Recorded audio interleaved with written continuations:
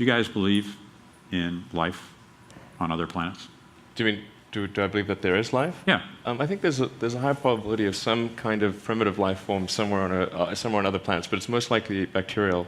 If you look at the history of life on Earth, it was really pretty much simple, single-celled primitive bacteria for the vast majority of the time, and then there was a sudden explosion into multicellular and more complex life forms. But do I believe there's intelligent life out there that's perhaps within reasonable or any kind of possible reach of Earth? No, I meant anywhere. Okay, anywhere in the entire universe? That's right. It's probably more likely than not, but that's a complete guess. Complete guess. Sorry? Complete guess.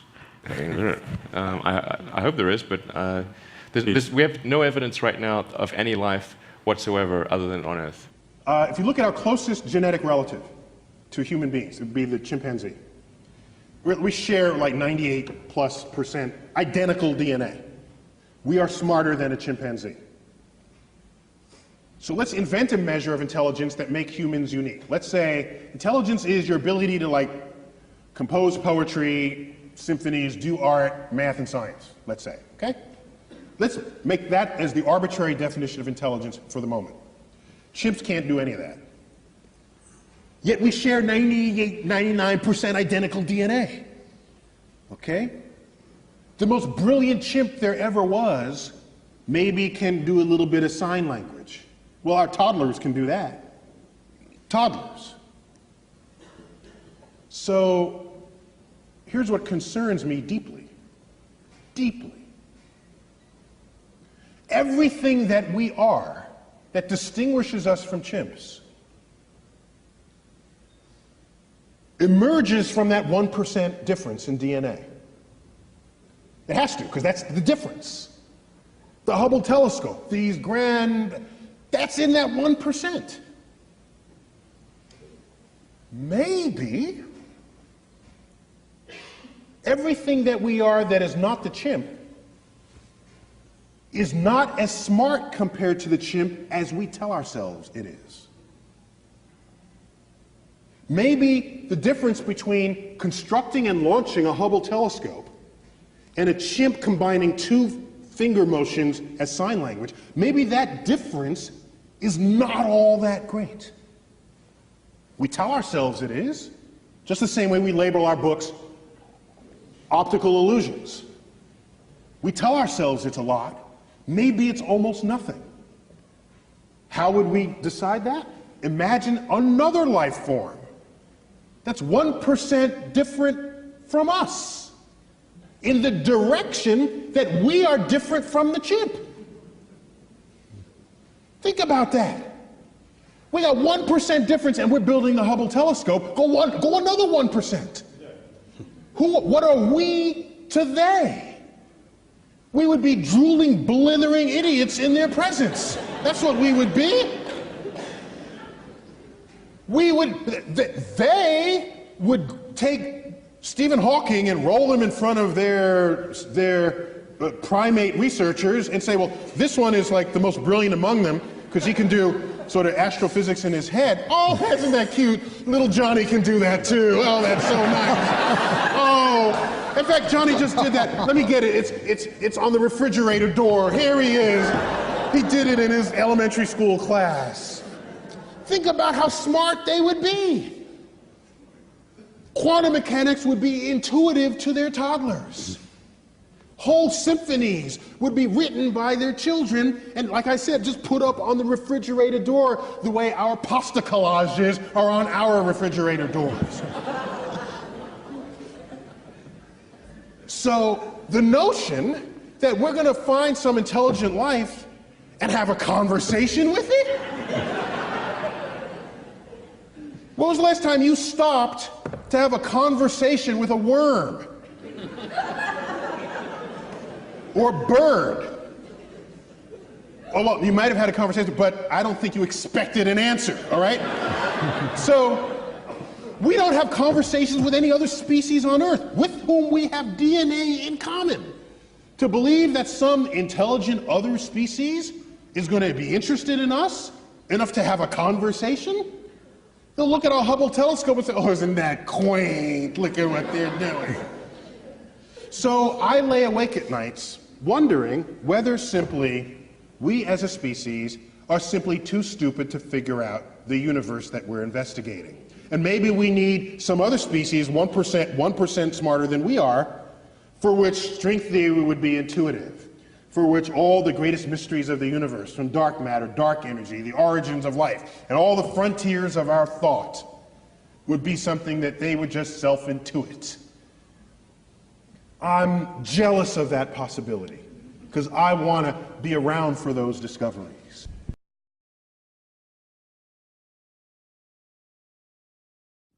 If there are other civilizations which are older than our own and have got much further than we have, they must have very advanced technologies. And I wonder what forms these technologies take.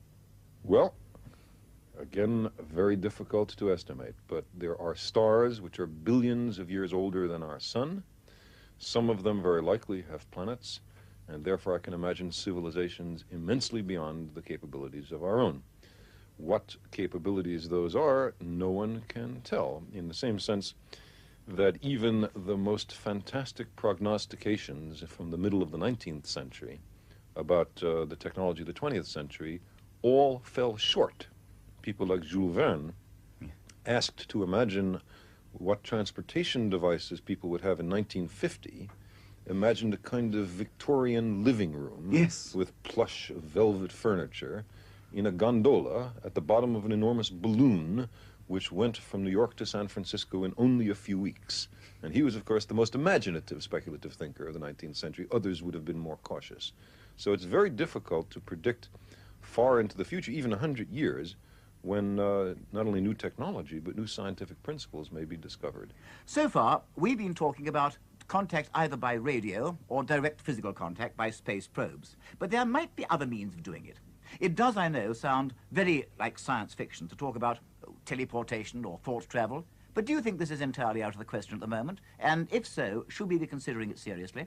Well, there's very little in science which is absolutely out of the question, but I don't know of any evidence which suggests that we should invest a lot of time and money on those particular ventures, although I would not oppose anyone who thought that it was a useful investment of his time. Then what should we be doing about this research? I would say that there are several lines of approach, all of which look promising and should be pursued further. One is laboratory work on the question of the origin of life, making the molecules which here were able to reproduce themselves and led eventually to us.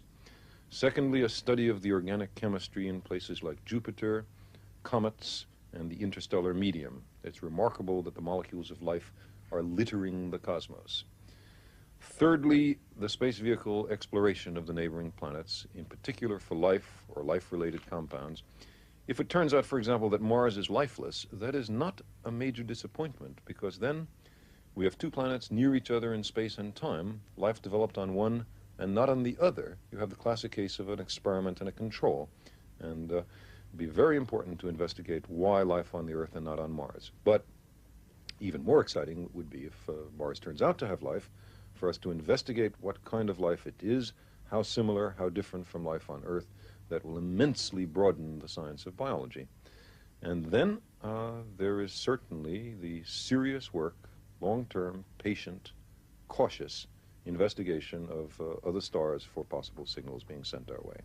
After all, we have made a start. And I'm thinking, of course, of Pioneer 10, which has bypassed Jupiter and is now on its way out of the solar system, carrying a plaque with a message. Yes, that's right.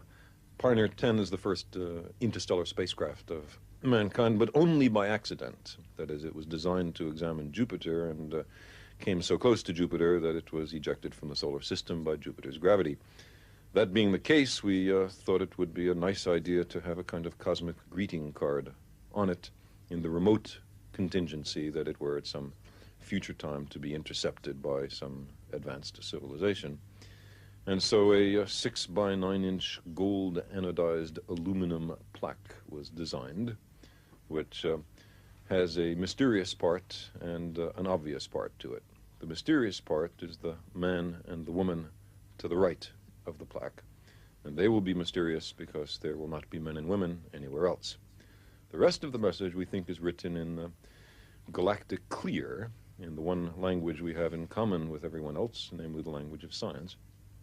And it essentially indicates the planet from which the spacecraft was launched, the star around which that planet goes.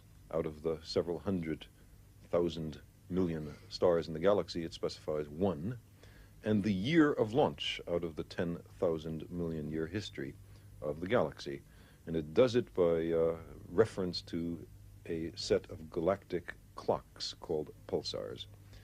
Well, the chance of this being intercepted is small, precisely because space is so empty. It's traveling so slowly, even though it's the fastest thing we've ever launched, that it will take it 80,000 years to get to the nearest star, but it's not headed towards the nearest star. So it will very likely survive for billions of years, but in the dark of interstellar space. It will be the oldest artifact of mankind, because a billion years from now, mountain building and erosion will have destroyed everything on the Earth, and yet this plaque will remain intact. So, in fact, the plaque may last longer than the Earth itself, which is really rather a sobering thought. Yes, it Carl, thank you very much.